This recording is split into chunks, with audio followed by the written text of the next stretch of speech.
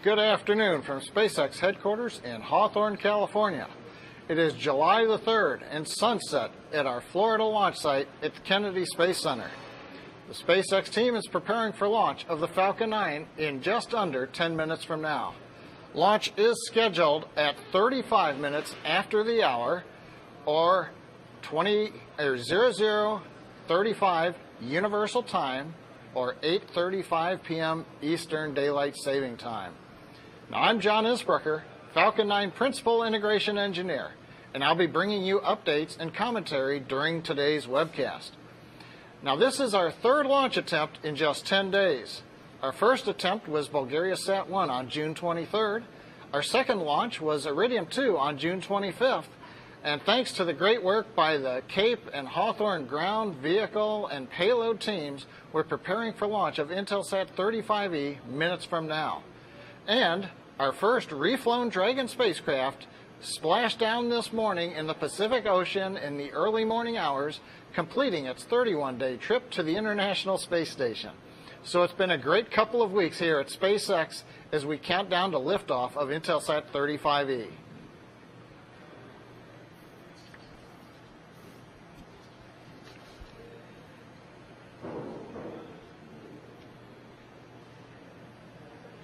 We'll be launching in 8.5 minutes from Launch Complex 39A, shown on your monitor. 39A is one of two launch complexes on NASA's Kennedy Space Center that were used for launches of the Saturn V in the Apollo program, and then followed up by the 135 Space Shuttle launches.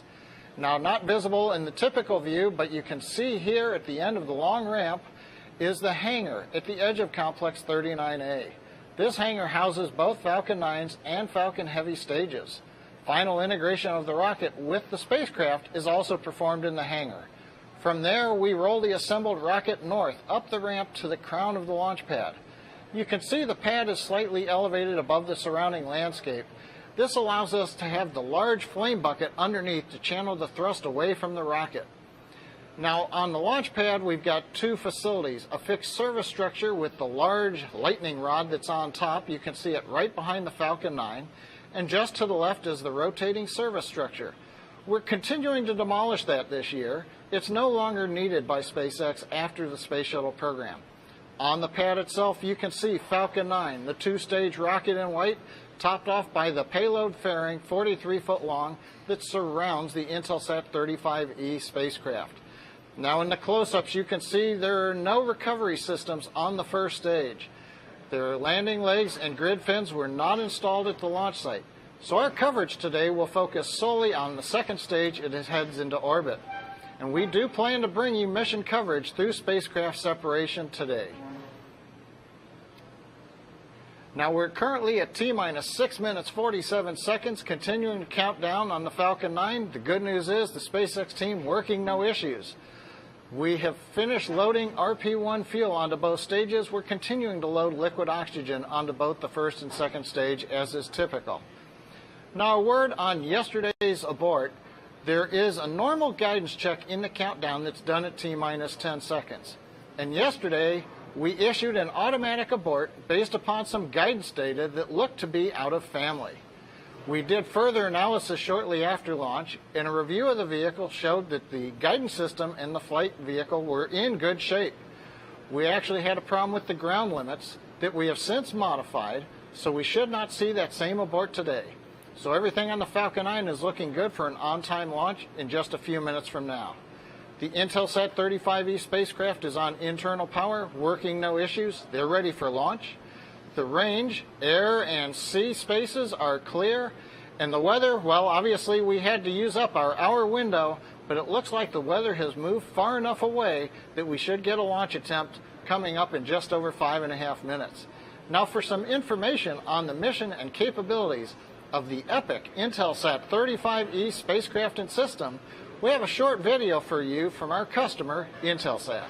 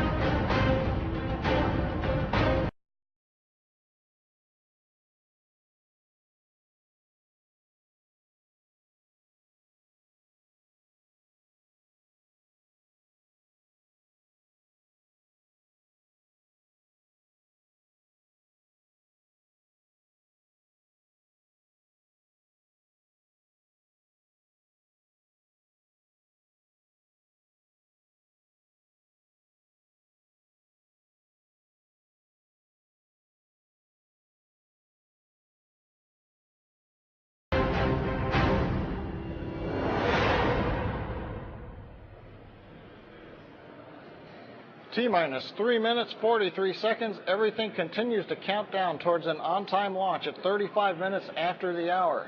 We just heard in the background that the guidance nav and control team has verified that the problem that we saw yesterday that has the abort is not present today. Guidance system is looking good. We have begun retract of the strong back away from the second stage, pressurizing the vehicle so that we could open the clamp arms. The strong back will move about 1.5 degrees away from the vehicle, then move the rest of the way to the 77-degree launch position after we get liftoff and release of the Falcon 9. We're currently closing out propellant load on the first and second stage, and at this stage, at T-minus 3 minutes, everything's continuing to look good. The next major activity after shutting down LOX loading onto the vehicle, you'll hear at T-minus 1 minute, the flight computer is going to start up, and that'll lead up to release of the Falcon 9 at T-minus 0 as we fly into space carrying the Intelsat 35e spacecraft. So we're going to listen with you as we go through the last minutes of the countdown sequence.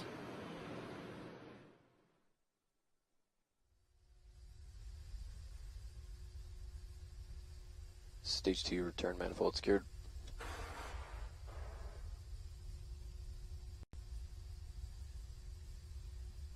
Strongback lower has ended. Strongback is at 88.5 degrees.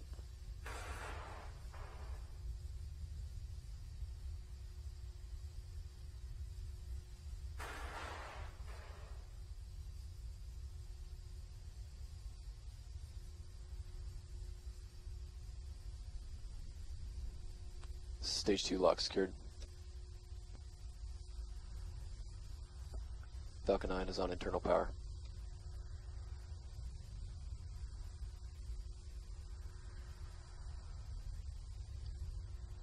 MOD fuel bleed complete.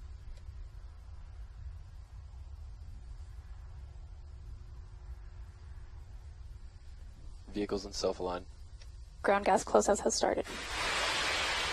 Stage 1, Stage 2, cryo secured.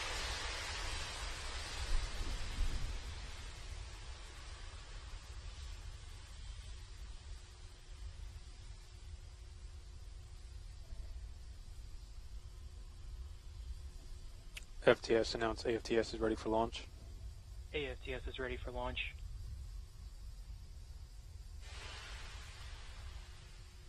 Gas closeout is complete. BC verify F9's in startup. Falcon 9 is in startup.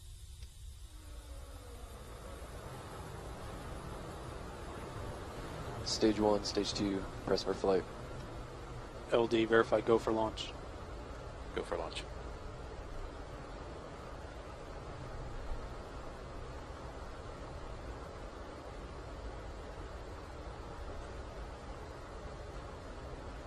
T-minus 30.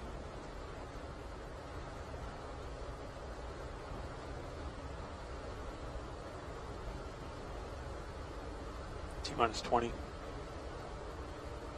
Falcon 9 is configured for flight.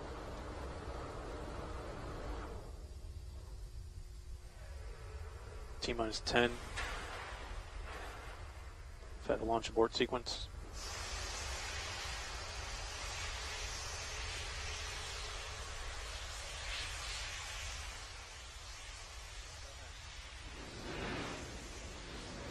John Innsbrucker again at SpaceX webcast desk here in Hawthorne, California. Again, we've had an abort at T-minus 10 seconds. The countdown has been stopped. We're waiting now as the team goes through the standard abort sequence. We don't know what the cause was. We're going to listen and see what we can bring back to you. Now, this was obviously, as we heard early in the countdown, as I reported, the problem that we saw yesterday was looking good. So we think the guidance nav and control problem from the day before has been fixed. But the team right now is going through their standard abort sequence that we typically use during static fires. That's not new for us. So we're going to listen for a moment and then try to come back with some more information. But as a reminder, we are at the end of the window today, so there will not be an opportunity to recycle and try to launch again later today. So let's go back to the countdown net for a few minutes and listen in.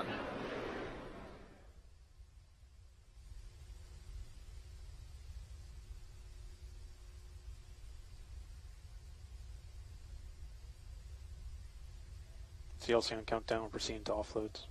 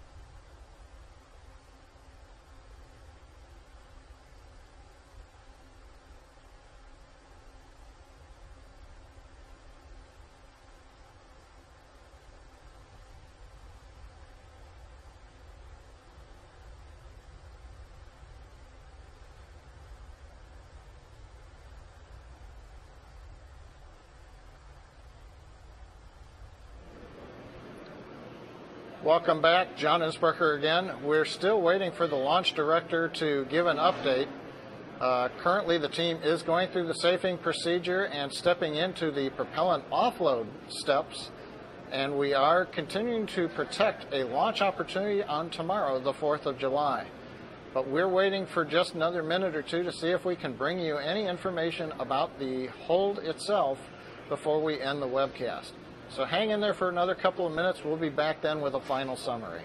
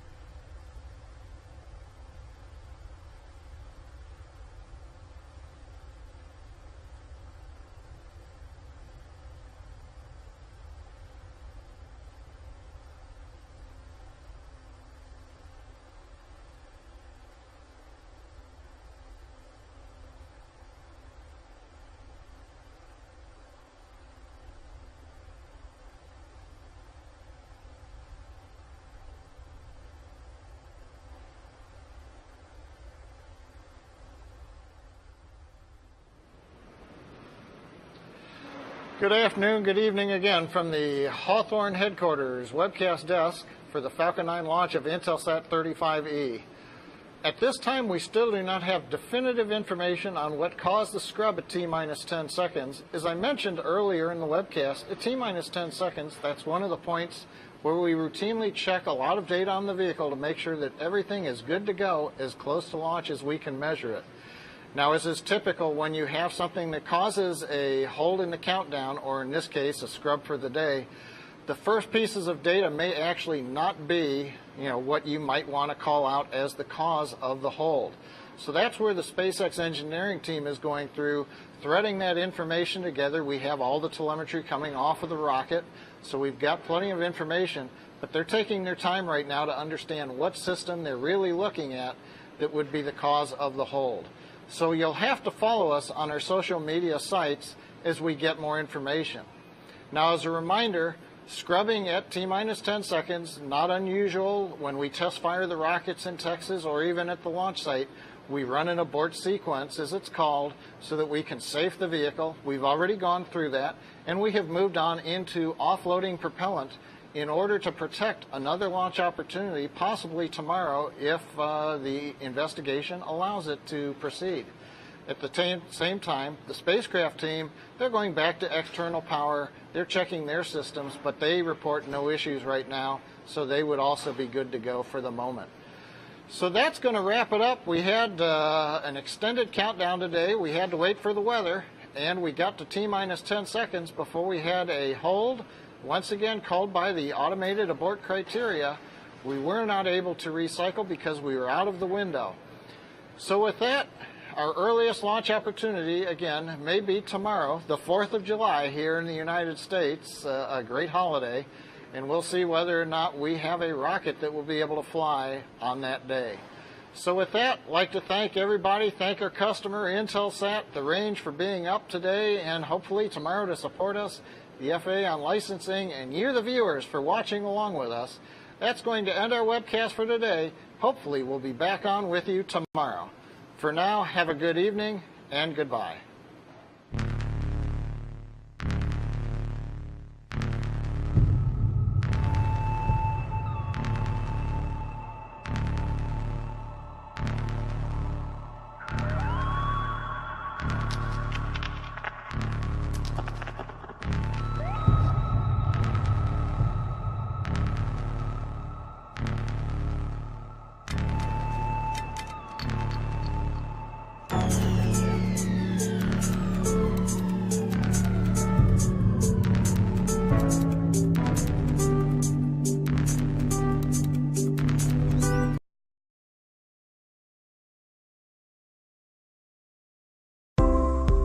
Thank you for watching.